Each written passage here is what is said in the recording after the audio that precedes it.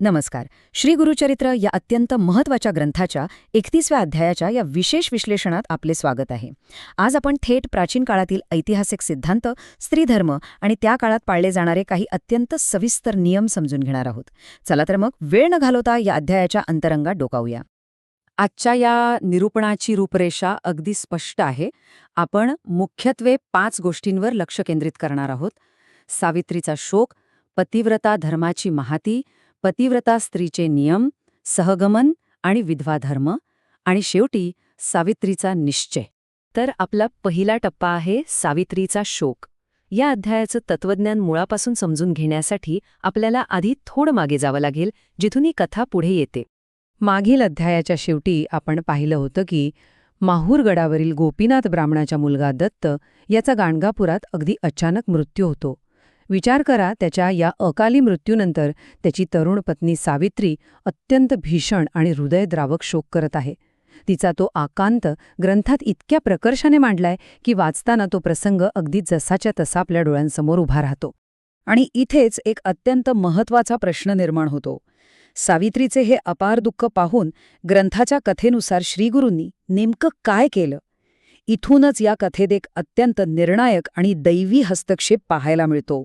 यातूनच आपण आपल्या दुसऱ्या टप्प्याकडे वळतो, जो आहे पतिव्रता धर्माची महती. या प्रसंगात स्वतः श्रीगुरू एका संन्याशाचे म्हणजेच यतीचे रूप धारण करून तिथे प्रकट होतात. ते त्या शोकाकुल सावित्रीला आत्मज्ञान देऊ लागतात. ते तिला सांगतात की प्राचीन धर्मशास्त्रानुसार स्त्रियांसाठी पतीची सेवा हेच सर्वात मोठं तप आणि सर्वोच्च धर्म आहे. खरं तर त्या काळात अशी अढळ निष्ठा हेच जीवनाचे अंतिम ध्येय मानले जायचे, हे इथे स्पष्टपणे दिसून येते. हेच समजावून सांगण्यासाठी यतींनी प्राचीन काळातील अरुंधती, सावित्री, अनुसूया, लोपामुद्रा आणि शांडिल्याची पत्नी अशा महान पौराणिक स्त्रियांची उदाहरणे दिली. सावित्रीला दुःखातून सावरण्यासाठी आणि एक नवी दिशा देण्यासाठी या आदर्शांचा दाखला त्यांनी आवर्जून दिला. आता आपण तिसऱ्या टप्प्याकडे जाऊया. पतिव्रता स्त्रीचे नियम. ग्रंथातील हा भाग एका अत्यंत सविस्तर मार्गदर्शिकेसारखा आहे. हे नियम त्या काळातील समाजव्यवस्थेवर अचूक प्रकाश टाकतात.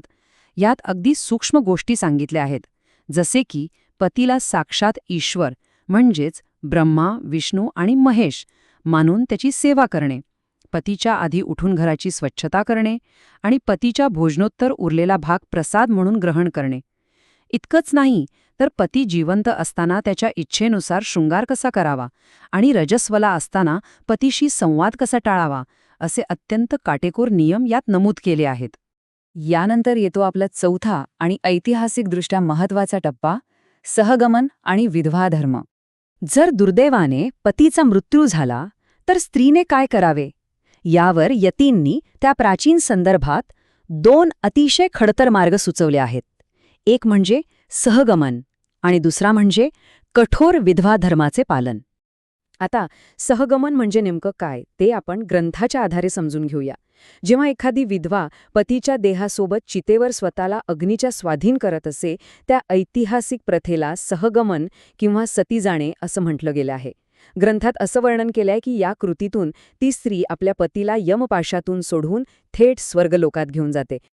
आणि तुम्हाला आश्चर्य वाटेल, पण या सिद्धांतानुसार सहगमन करणारी स्त्री फक्त पतीचाच उद्धार करत नाही, तर तब्बल 42 कुळांचा उद्धार करते. होय, बरोबर ऐकलत. यात तिच्या माहेरची 21 आणि सासरची 21 कुळे मुक्त होतात, असा प्रबळ विश्वास या अध्यायात व्यक्त केला आहे. पण समजा एखाद्या स्त्रीने सहगमन न करण्याचा निर्णय घेतला तर तिला दुसऱ्या मार्गाचा अवलंब करावा लागे, जो होता कठोर विधवा धर्म. हा मार्गही काही सोपा नव्हता.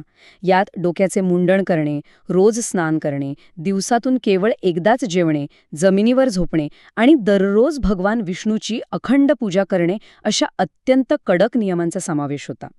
हा मार्ग शारीरिक आणि मानसिक अशा दोन्ही बाजूंनी खडतर होता. या सगळ्या माहितीनंतर आपण शेवटच्या टप्प्याकडे येतो.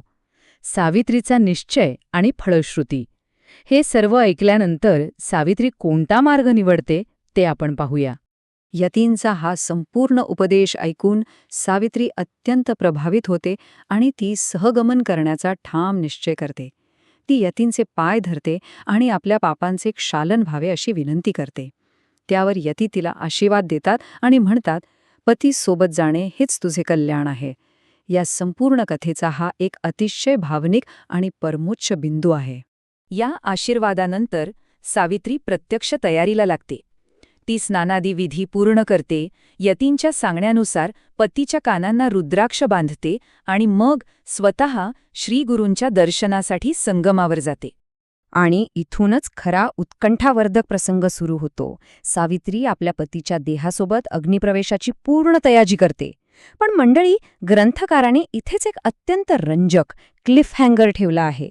31वा अध्याय याच ठिकाणी एका वळणावर थांबतो, ज्यामुळे पुढील 32व्या अध्यायाची उत्सुकता अगदी शिगेला पोहोचते. पण थांबण्यापूर्वी परंपरेनुसार या अध्यायाची फलश्रुती सांगितली आहे.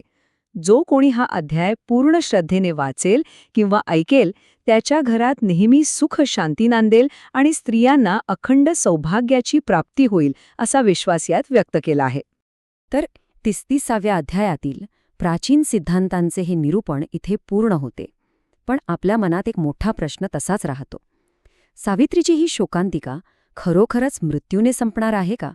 की त्या संगमावर असा काही महान चमत्कार घडणार आहे, ज्यामुळे सावित्रीचं संपूर्ण भाग्यच बदलून जाईल? श्रीगुरू नेमकं काय करणार आहेत? या प्रश्नांची उत्तरे शोधण्यासाठी आपल्याला पुढच्या भागाची नक्कीच वाट पाहावी लागेल. तोपर्यंत या प्रवासात आमच्यासोबत जोडलेले राहिल्याबद्दल खूप खूप धन्यवाद.